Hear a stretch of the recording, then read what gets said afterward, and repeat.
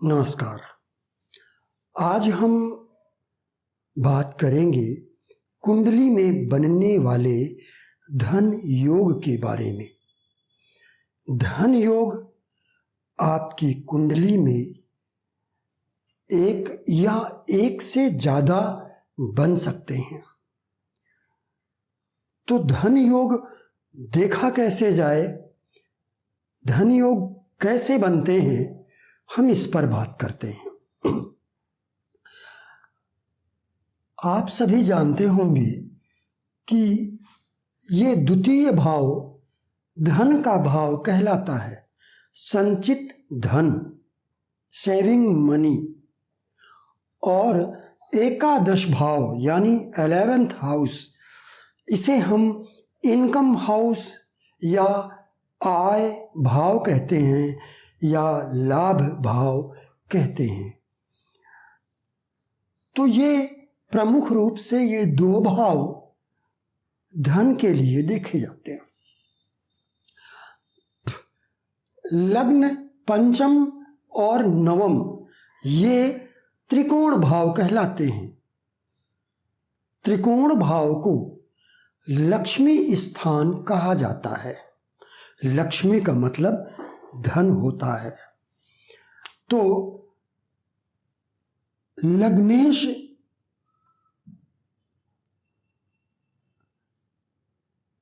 यदि द्वितीयेश के साथ स्थित हो,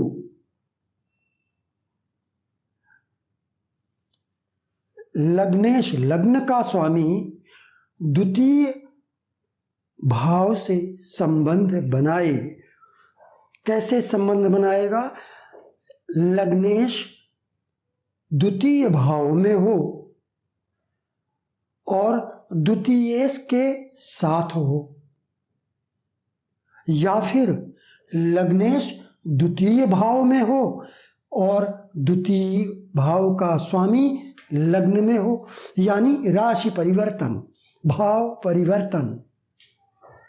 या फिर लग्न और द्वितीय दोनों के स्वामी किसी शुभ भाव में स्थित हों। अब शुभ भाव कौन से हैं? द्वितीय, चतुर्थ, पंचम, नवम, दशम, एकादश।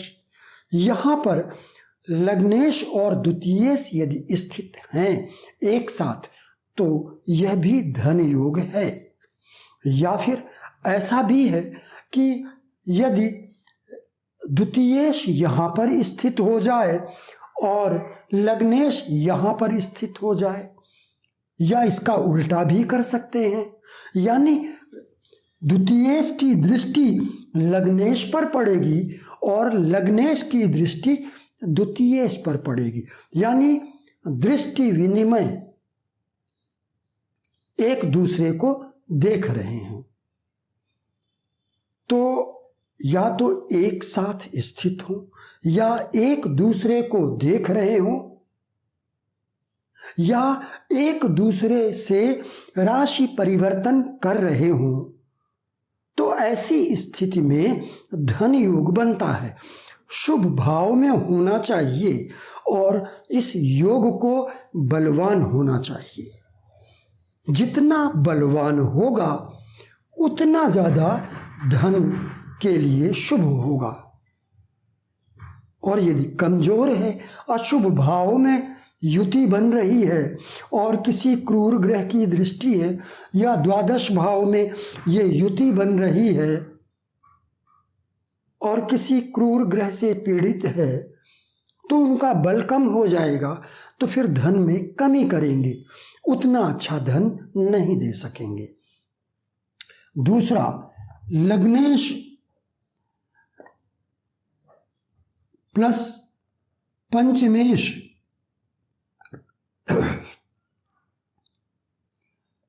तीसरा लग्नेश प्लस नवमेश, चौथा लग्नेश प्लस एकादशेश,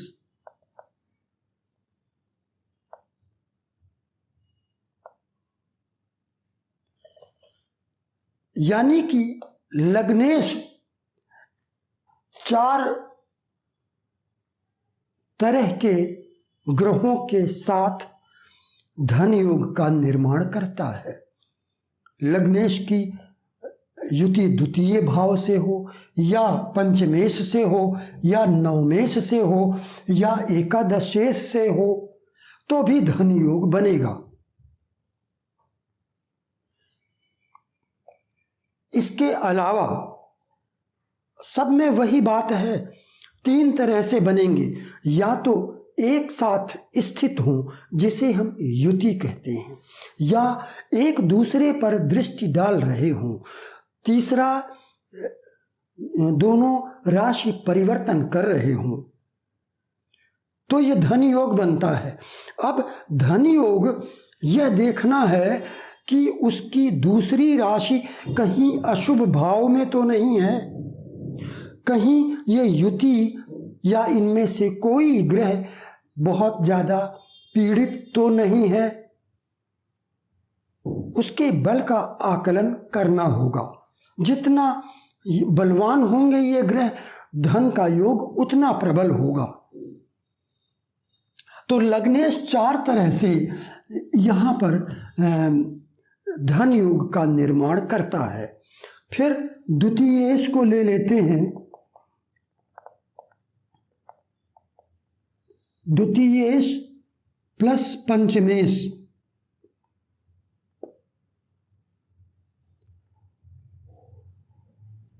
द्वितीयेश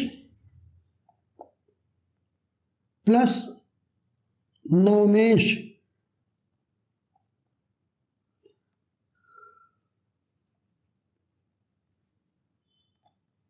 द्वितीयेश प्लस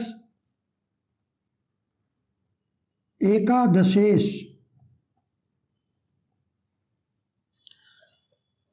ये द्वितीयेश भी 4 तरह से धन योग का निर्माण करता है। 3 तो ये बता दिए मैंने, द्वितीयेश पंचमेश के साथ हो या राशि परिवर्तन हो या एक दूसरे को देख रहे हो। इसी तरह द्वितीयेश प्लस भाग्येश जिसे नवमेश कहते हैं उसके साथ, या द्वितीयेश और एकादशेश। और इसके पहले मैंने द्वितीयेश प्लस लग्नेश बताया था। तो द्वितीयेश यानी कि प्रत्येक भावेश 4 तरह के धन योग का निर्माण करता है।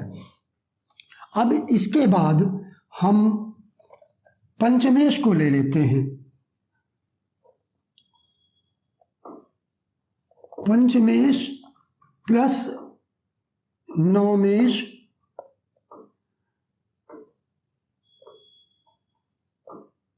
पंचमेश प्लस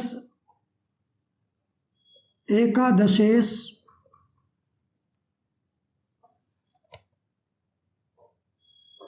ये 2 योग यहां पर बने और 2 योग पहले बन चुके हैं, द्वितीयेश पंचमेश और लग्नेश पंचमेश।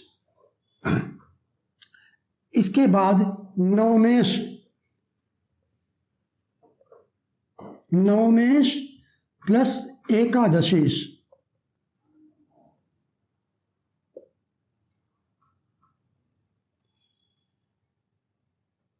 तो इस तरह से ये धन योग का निर्माण करते हैं। इनकी युति हो या दृष्टि विनिमय हो या राशि परिवर्तन हो, पीड़ित ना हो, अशुभ भाव में स्थित ना हो। जितने ये ग्रह बलवान होंगे धन योग उतना प्रबल होगा, जितना ये पीड़ित होंगे धन योग उतना कमजोर हो जाएगा। तो इस तरह से ये किसी भी कुंडली में कई धन योग हो सकते हैं। और ये अपनी जब ऐसे ग्रहों की, जो ग्रह धन योग का निर्माण कर रहे हैं, उन ग्रहों की जब खासकर अंतर्दशा हो तब वो अपना परिणाम देते हैं। दोनों, अगर दोनों की युति है, दृष्टि परिवर्तन है या राशि परिवर्तन है, तो दोनों ग्रह अपनी अपनी अंतर्दशा में शुभ परिणाम देंगे, बशर्ते कि महादशानाथ भी अच्छा ग्रह हो, प्रत्यंतर दशानाथ भी अच्छा ग्रह हो, तब ये, या फिर दोनों की परस्पर, यानी एक की महादशा हो दूसरे की अंतर्दशा हो, तब भी ये अपने शुभ परिणाम देंगे। कोई भी ग्रह हो अपनी दशा में ही, दशा अंतर्दशा में ही परिणाम दे पाता है। इसके अलावा इस युति के साथ कोई अन्य ग्रह भी यदि बैठा है और वो शुभ है तो वो भी लाभ देगा, क्योंकि इस धन योग का प्रभाव उस पर भी पड़ेगा। ये इस युति पर जो ग्रह दृष्टि डाल रहा होगा वो ग्रह भी अपनी अंतर्दशा प्रत्यंतर दशा में थोड़ा धन जरूर देगा।